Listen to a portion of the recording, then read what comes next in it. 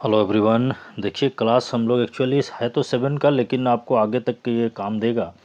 और ये चैप्टर है आपका एक्सपोनेंट्स। चैप्टर आपका 5 है क्लास 7 का। एक्सपोनेंट्स, इसको रेडिकल्स के रूप में भी जानते हैं। एक्सपोनेंट्स एंड रेडिकल्स एक चैप्टर होता था। वीडियोस पहले से भी आप प्लेलिस्ट में देख सकते हैं मेरा। लेकिन चलिए फिर से हम लोग इसको चलते हैं। इसका जो बेसिक्स है, आपको जो थोड़ा सा कहीं पर कमी रहा होगा उसको हम लोग क्लियर करते हैं। सपोज करिए यदि आपके पास इस तरह से है, मान लिया 5 इंटू 5 इंटू 5 इंटू 5, या फिर 5 into 5 into 5 into 2 into 2 into 2। ठीक है, तो इस तरह से मान लिया कोई एक ही डिजिट बहुत बार रिपीटेड है, मल्टीप्लाई है, फिर एक दो तरह का डिजिट है आपस में मल्टीप्लाइड है, या फिर डिवाइड भी हो सकता है 5 इंटू 5 बाई 5 इंटू 5 इंटू 5, इस तरह से। तो कहने का मतलब इस तरह से यदि कोई रिपीटेड होता है, कोई भी डिजिट मतलब आपका इंटीजर या जो नंबर्स है वो यदि रिपीटेड है या फिर डिवीज़न के फॉर्म में है, उस स्थिति में क्या करते हैं, उतना जो रहता है उसको क्या करते हैं, हम उसका पावर नोटेशन या फिर एक्सपोनेंट्स के फॉर्म में लिखते हैं। इसका मतलब हुआ यदि इसमें देखिए, इसमें क्या है 5 इंटू 5 इंटू 5 इंटू 5, आपका ये 4 बार है।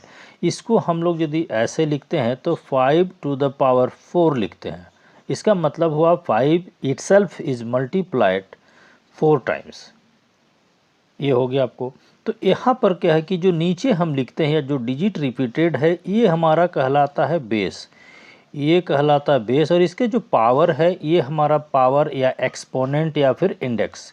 इसको हम लोग एक्सपोनेंट बोलते हैं, इंडेक्स भी बोलते हैं, एक्सपोनेंट या इंडेक्स। और ये जो फॉर्म है, ये जो लिखने का तरीका है, इसको हम लोग बोलते हैं एक्सपोनेंशियल फॉर्म में है या फिर पावर नोटेशन में है।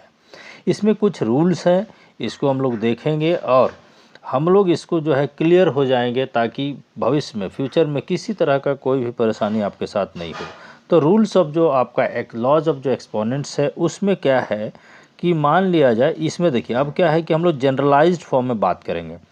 जैसे ये 5 6 ये डिजिट पर नहीं जाएंगे हम लोग। कोई डिजिट, इसको मान लिया ए है, ये पूरा ए है, ये बी है, इसी तरह और होगा सी।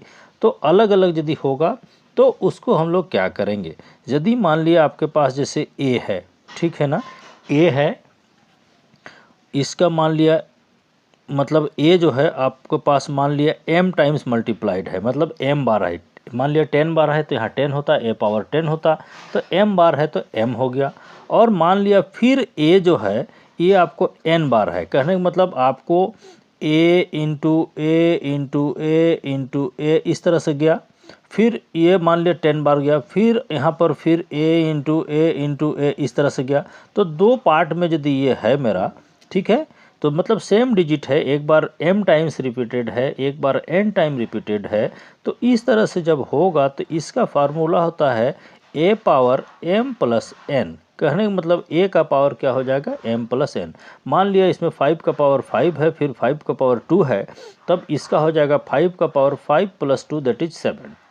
ये एक फार्मूला हो गया, इसका लॉ हो गया। दूसरा है यदि इसी का मान लिए a पावर m है और ये डिवाइडेड के फॉर्म में रहता a पावर n, देन ये हो जाता आपको a power m minus n, ये सब्ट्रैक्ट हो जाता पावर का।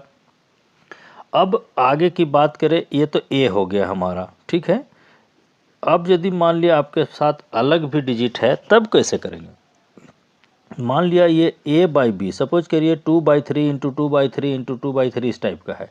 मान लिए ये आपको ये भी m बार है, इंटू मान लिया फिर एक बार और है a बाई बी का पावर n टाइम्स है। तब इस स्थिति में क्या हो जाएगा, ये आपका हो जाएगा a बाई बी, ये तो सेम रहेगा और ये m प्लस n होगा, जैसा आगे वाला हमारा था सेम चीज़ यहाँ पर रिपीट होगा। अब यहाँ पर क्या है m प्लस n, ये देख रहे हैं। अब एक बात और है, जैसे इसी का यदि आपको ये डिवीज़न के फॉर्म में रहेगा, सपोज करिए ये a by B power m and divided by है a by B power n, तब ये हो जाएगा a by B power m minus n। यहाँ पर क्या है, where m is greater than n, यहाँ पर m जो है ग्रेटर देन n हम लोग मान लिए। नहीं होगा तो भी आप नेगेटिव साइन देंगे तो ऑटोमेटिकली पॉजिटिव वो चेंज हो जाएगा। ये है। आगे हम लोग और एक देखेंगे और पावर पर पावर की भी बात करेंगे हम लोग। यदि पावर है ऑलरेडी उसके ऊपर भी यदि आपको पावर है तब क्या करेंगे। मान लिया इस तरह से आपका है, आपका मान लिया ए है, सपोज करिए a/b है, इसका पावर m है और इसके भी पावर n है, मतलब 2 का पावर सपोज करिए 5 फिर पावर 5। ऐसी स्थिति में क्या होगा, ये a/b मतलब ये जो आपका जो नंबर है ये तो रहेगा, लेकिन ये जो पावर है आपस में मल्टीप्लाई हो जाएगा, that is a/b power m into n। ये हो गया। अब m इंटू n या फिर आप mn बोल सकते हैं। अब यहाँ पर एक बहुत ही इम्पोर्टेंट जो है आपको कभी कभी थोड़ा सा कन्फ्यूजन रहता होगा, वो है मान लिया a/b और इसका पावर मान लिया नेगेटिव है, a/b पावर -m है। इस स्थिति में क्या होगा, ये आप इसको रेसिप्रोकल हो जाएगा b/a, इसका पावर पॉजिटिव हो जाएगा, दैट इज +m। ये हो गया। और बात करेंगे ये जिससे आपका इसके बाद, अब यदि कोई भी नंबर है a/b है, इसका पावर यदि 0 है तो इसका वैल्यू हमेशा 1 होगा। a/b कुछ भी नंबर हो सकता है ना, ये कुछ भी नंबर, मान लिया ये 100 का पावर 0 दैट इज 1। और इसी को यदि रेसिप्रोकल की और बात करें, ये तो -m है, ये यदि मान लिया a/b इसका पावर यदि सिंपली नेगेटिव है तो ये सीधे सीधे हो जाएगा b/a। इतना फार्मूला आपको इसमें जानना है। इसके बाद हम लोग एक एक करके 1-2 क्वेश्चंस बनाते हैं, चलिए, और देखते हैं कि इसको कैसे करेंगे। क्वेश्चन हमने लिया सॉल्व या सिंप्लीफाई, एक्चुअली लिखता है ये सिंप्लीफाई 3/4 पावर 7 इंटू 3/4 पावर 5। इसको क्या करेंगे आप, देखिए आप चाहते तो 3/4 इस तरह से करते, लेकिन इसको हम लोग डायरेक्ट फार्मूला पे लगाएंगे 3/4 n power 7 + 5 that is direct 12।